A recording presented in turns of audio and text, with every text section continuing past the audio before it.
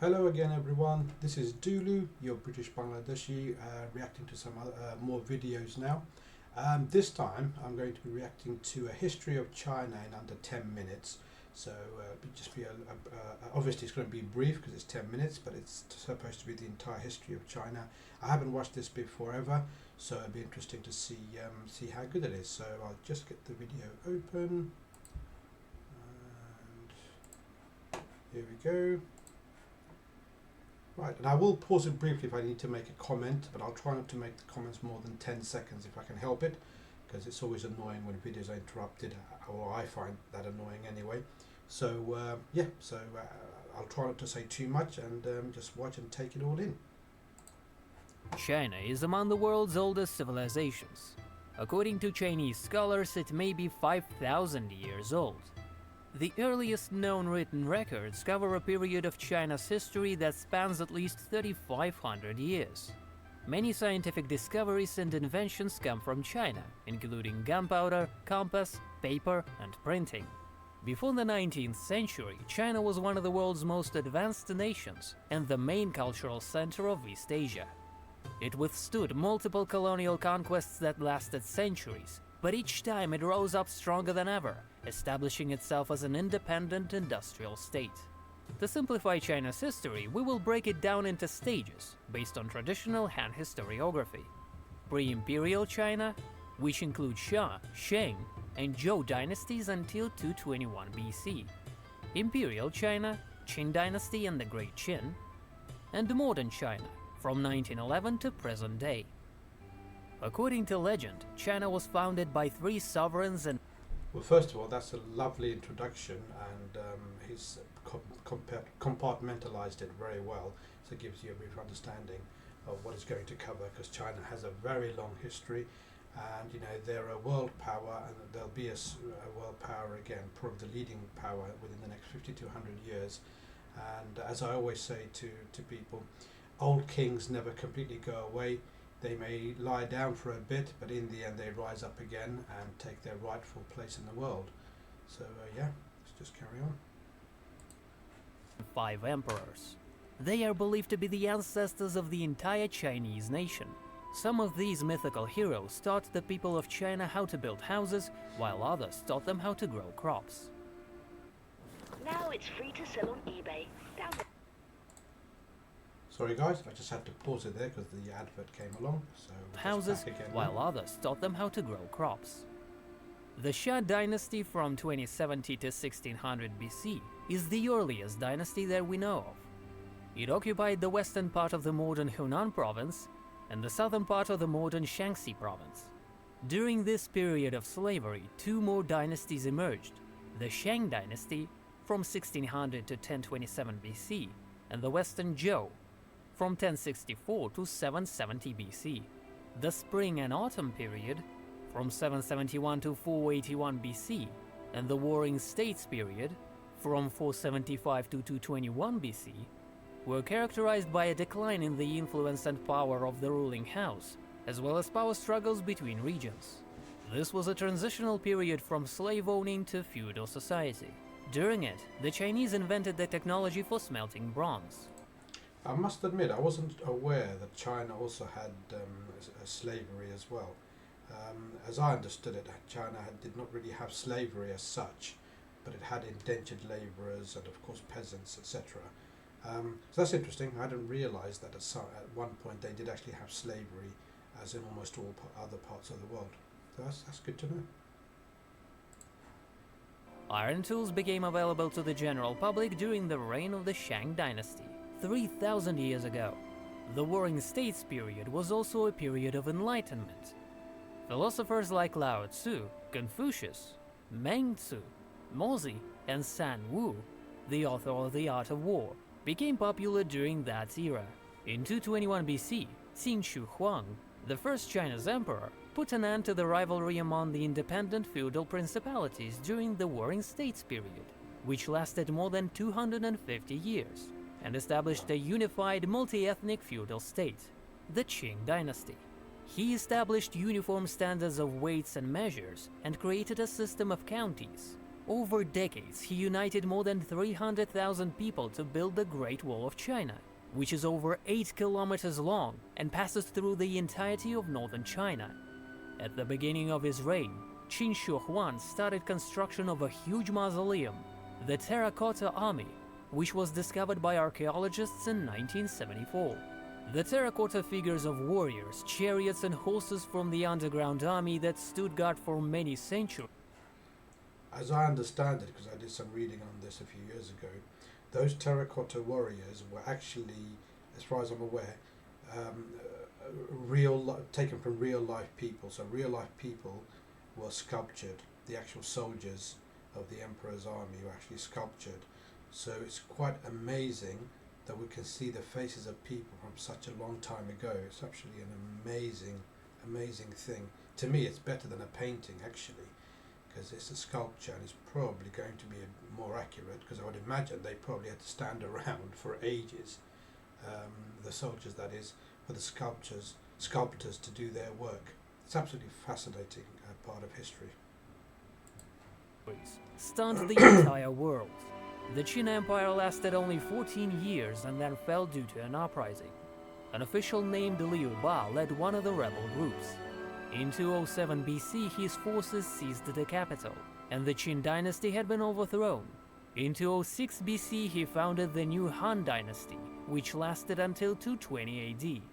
The Han dynasty gave rise to China's largest ethnic group, the Han Chinese.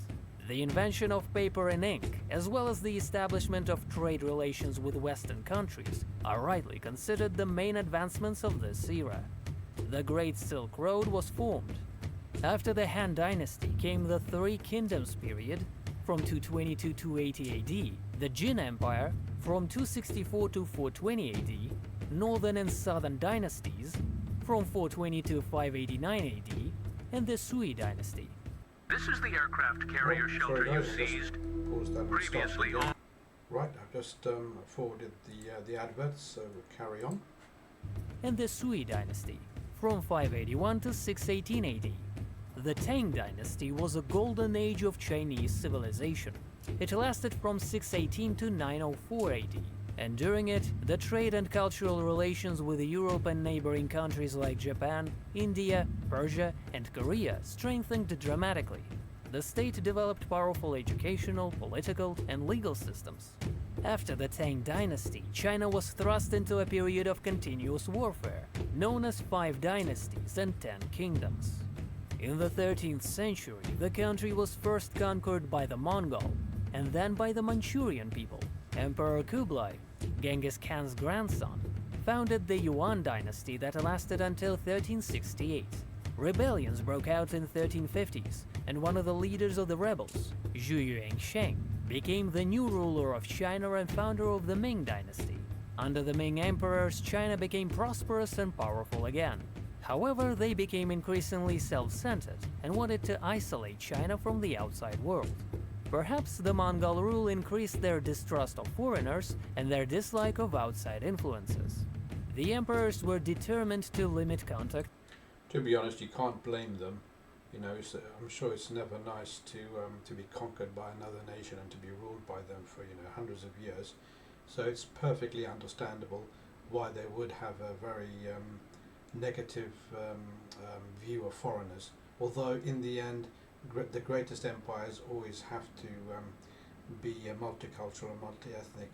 If you look at history and most of the greatest empires in Asia and Europe, you'll know that the most successful were always multi-ethnic and multi-religious, whatever the dominant religion was, whether that was Islam or paganism or Confucianism or Christianity.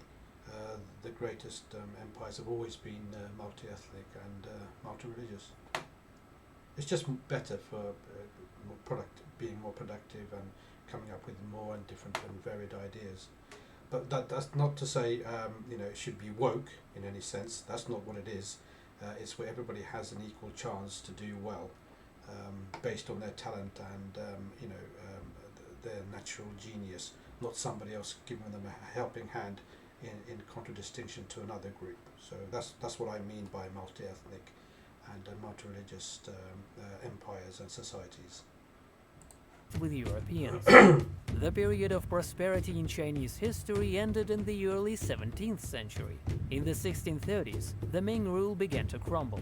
China was struck by famine and epidemics. Revolts broke out and the government was unable to suppress them. In 1644, the last Ming emperor committed suicide. Meanwhile, by the end of the 16th century, China's northern neighbors, the Manchurians, stopped paying tribute and began increasing military pressure on the northern borders. The House of Aisin-Jiro founded a dynasty in 1616 named the Great Qing, which means pure. The dynasty ruled until 1911, with their main focus being on isolationism. Trade with Europeans was abolished in the mid-18th century, with the exception of one port and canton. The island of Macau continued to remain under Portuguese control. The Europeans wanted China's goods, like silk, porcelain, tea, etc. But China was reluctant to trade, so the British started importing opium.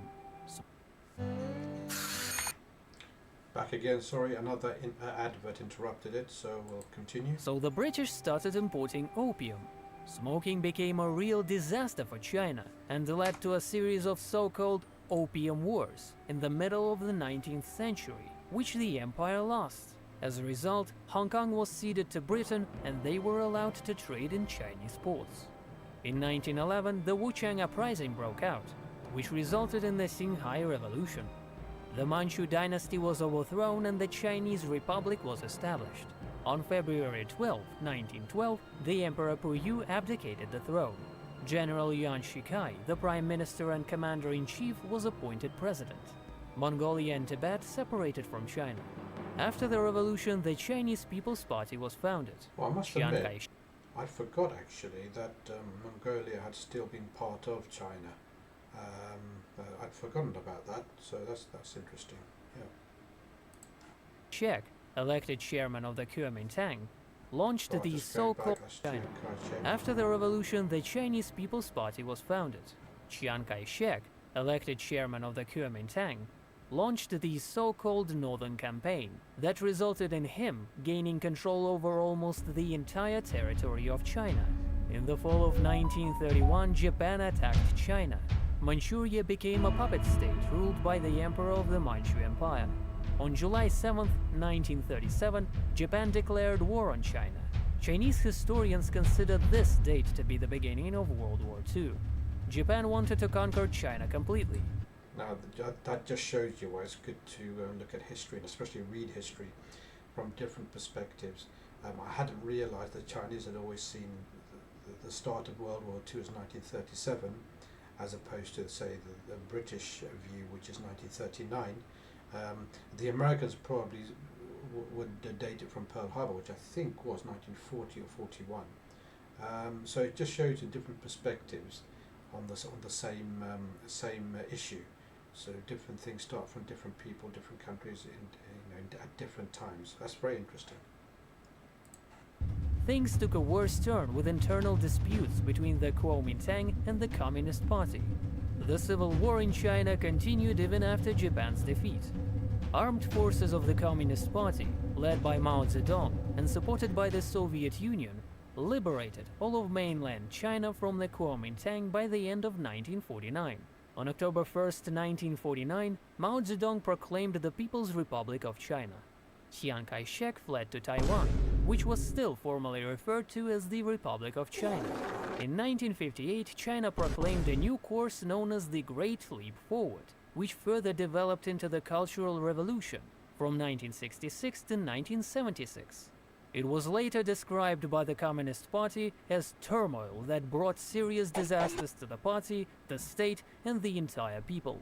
After Mao's death in 1976, power in the country passed into the hands of the reformers led by Deng Xiaoping, who in late 1978 proclaimed a policy of reform and openness, a course towards a socialist market economy. In the following years, China managed to develop high rates of industrial production and GDP growth by an average of 9.5% per year, and significantly raised living standards.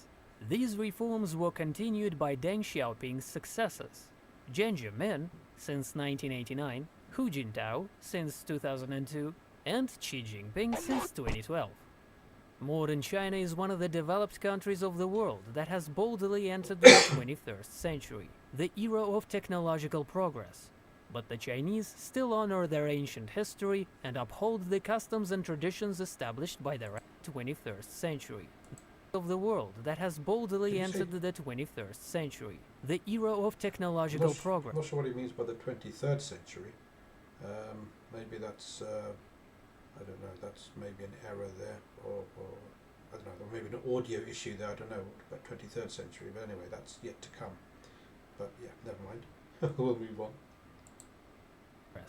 But the Chinese still honor their ancient history and uphold the customs and traditions established by their ancestors.